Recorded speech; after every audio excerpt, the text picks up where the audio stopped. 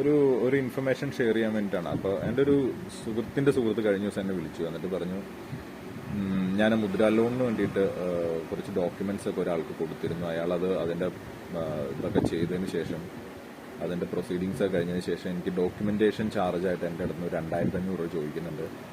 ആ പൈസ കൊടുത്തു കഴിഞ്ഞാൽ അപ്പോൾ തന്നെ എൻ്റെ അക്കൗണ്ടിൽ മുദ്രാ ലോൺ ഞാൻ അപ്ലൈ ചെയ്തിരിക്കുന്ന എമൗണ്ട് എനിക്ക് കിട്ടും എന്നാണ് പറഞ്ഞത്. അപ്പോൾ ഈ കൺസൾട്ടൻസി എവിടെയുള്ളതാണെന്ന് ചോദിച്ചപ്പോൾ അത് പറഞ്ഞ് മുംബൈ ബേസ്ഡാണെന്ന് പറഞ്ഞു. അപ്പോൾ തന്നെ എനിക്ക് ചെറിയ ഡൗട്ട് അടിച്ചു. ഞാൻ പറഞ്ഞ ഓക്കെ, നീ അവരയച്ചു തന്ന ഡോക്യുമെന്റ്സ് അതിൻ്റെ എന്താണെന്നുള്ളത് തരാൻ പറഞ്ഞു. അപ്പം എനിക്ക് അയച്ചു തന്ന ഒരു ലെറ്ററാണ്, നരേന്ദ്രമോദിയുടെ ഒരു ഫോട്ടോയൊക്കെ വെച്ചിട്ടുള്ള ഒരു ലെറ്റർ. അതിൽ ലോൺ അപ്രൂവൽ ലെറ്റർ എന്നൊക്കെ പറഞ്ഞിട്ടാണ് അതിനകത്ത് എഴുതിയിരിക്കുന്നത്. അതിനകത്ത് ലോണിന്റെ ഡീറ്റെയിൽസ്, പറഞ്ഞിരിക്കുന്ന എമൗണ്ട്, അതിന്റെ സ്പ്ലിറ്റപ്പ്, എല്ലാ കാര്യങ്ങളും ഉണ്ട്. പക്ഷെ അതിനുള്ള സിഗ്നേച്ചർ കാര്യങ്ങളൊന്നും ഒരു ഇതായിട്ട് തോന്നിയില്ല.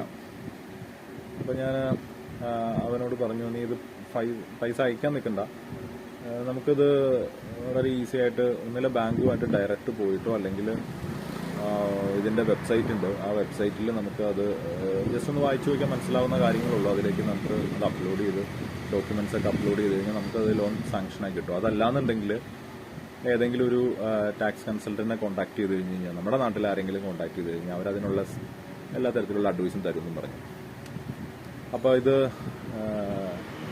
അവനത് ചെയ്തില്ല. അതുകൊണ്ട് ഞാൻ പറയുകയാണ്, നിങ്ങൾക്ക് മുദ്രാ ലോൺ എടുക്കാനൊക്കെ താല്പര്യം ഉണ്ടെന്നുണ്ടെങ്കിൽ നമ്മുടെ നാട്ടിലുള്ള ആളുകളെ കോൺടാക്ട് ചെയ്യുക. പ്രത്യേകിച്ച് ഈ മുംബൈ ബേസ്ഡ് ആയിട്ടുള്ള ഒരുപാട് പരസ്യങ്ങൾ സോഷ്യൽ മീഡിയയിൽ കാണും.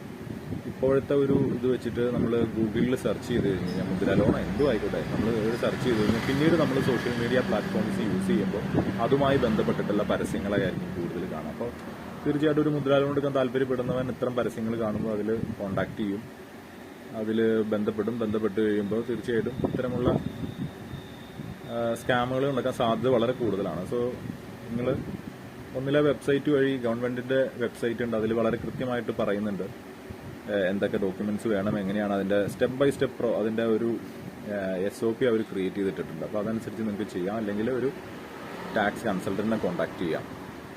അല്ലാതെ നമ്മൾ ഈ മുംബൈ അല്ലെങ്കിൽ ഡൽഹി അങ്ങനെയൊക്കെ പറഞ്ഞ് ഓരോരുത്തർ നമ്മളെ കോൺടാക്ട് ചെയ്യും, അതിൽ പോയി ചാടരുത്, കയ്യിലെ പൈസ പോകും.